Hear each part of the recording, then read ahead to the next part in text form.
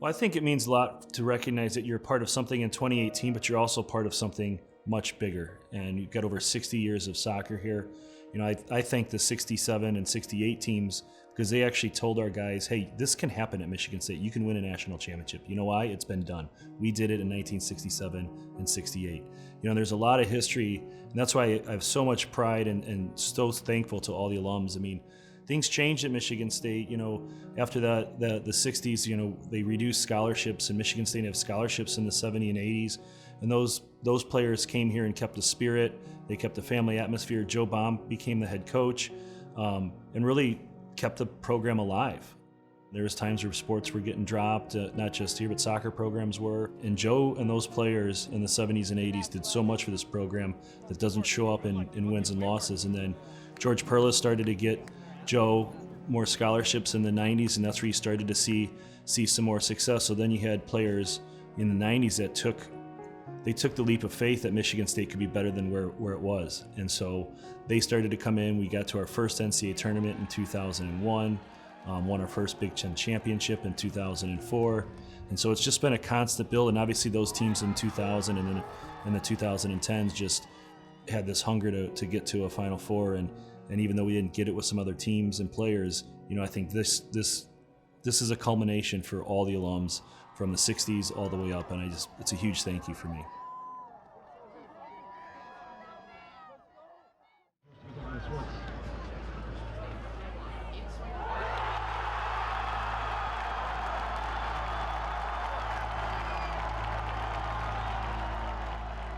Losing to Indiana last year was devastating. I mean, it was probably the worst feeling I've ever had in my life, and just seeing them celebrate and just have all that joy was just something that it hurt a lot because we put in a lot of work, and we had those seniors that everybody loved and had that family bond, and just to have everything, just to lose on penalties like that it was pretty terrible.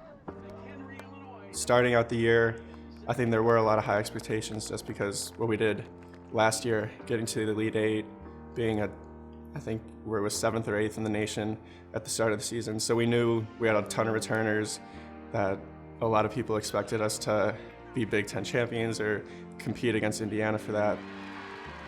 A little bit towards the middle, towards the end, just the goals and the ball just wasn't bouncing our way, a couple calls, you know, and so we kind of lost some games, and obviously to Final Four caliber teams, 3 of our 4 losses this year were to the other 3 teams in the Final Four. So, you know, we struggled a little bit, played pretty well in those stretches, but just couldn't get the results. Going into the selection show, Coach Rensing, he was honest with us. He said he wasn't sure if we were going to get in, and it was going to be really close. We were confident that we would get in, but you never really know with all the RPI and just how they look at things. You didn't know exactly what they were going to do. There's been a long wait on the tournament bubble, but we can start the celebration right now for Michigan State. Once we heard our name called, we were relieved. We knew going into the tournament, you're 0-0, no wins, no losses, and we really knew we could make a run and make something happen, make some histories. As soon as we knew that we were hosting against UIC, we just wanted to finish strong, and we weren't going to let the weather or referees or any outside source dictate how that game went. See that ball going, I think just instilled a lot of confidence in the whole team. And I mean, we were fired up for that game, so we weren't really surprised that we scored early. We were just ready to make a statement, make a run, and make things happen. The snow was awesome. It all added to the kind of the drama of the game, and the fans were amazing. They were loud. The Rowdies are always great, and to score early on was a great way to set the tone for that game. And everyone we played for each other. We knew it was on the line, and yeah, we seized the day for sure. That was pretty amazing to kick off the NCAA tournament like that. And then no rest for the weary. You got to turn around and go play at number 4 Louisville, who are the ACC tournament champions. Their stadium is amazing. They have a great crowd. And I think playing at games like Indiana helped prepare us for that. So it was something that we've been through in the past. We knew we could thrive in those situations, and it was great. And it's a goal for the Spartans. Michigan State. It's been a special run, and obviously playing against James Madison at home in front of thousands of fans and the atmosphere and the Red Cedar Rowdies.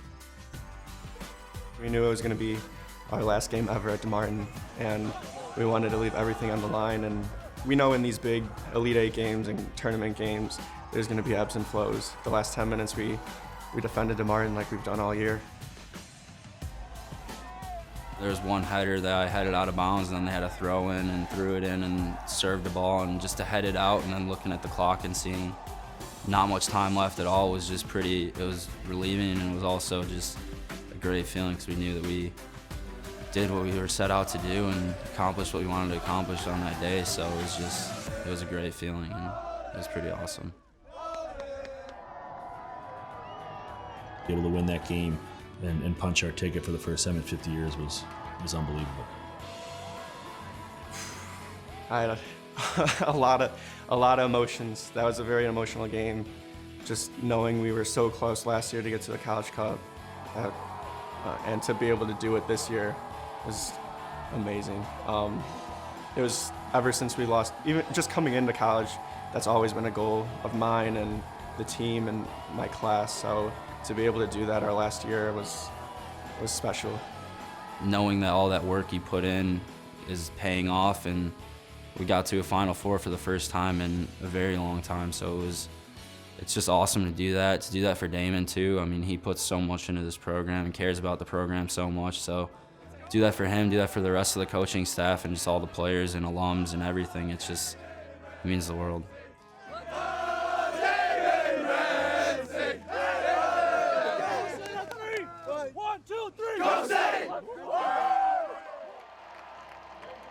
The campus community embraced us a lot. I mean, I think last night we went on the court during the basketball game, and just to see the ovation from all the people there and just the whole community's kind of backing you, and there's been so much support. The thing that really hit home with me when we walked on that court was before they even introduced us, the crowd stood up. So they knew we didn't need an introduction, and usually soccer, in a lot of schools needs an introduction, and that's pretty cool that this year, the 2018 year, is got a little soccer feeling to it, and we're always proud to represent Michigan State. I'm honored to wear the Spartan hat every day on my jersey, and we're ready to prove to them what we're all about. We're going to get a great game because Akron is a great opponent. So that's what I want to get out of these guys. I want them to end their career whenever it's going to end, playing our best soccer and playing in a cool place with a lot of people and support around it. We've gotten this far, and just to know that we're 2 games away from hoisting the trophy and winning a national championship is pretty incredible, and it's a testament to the season we've had, and it's just gets you hungry and motivated to want more.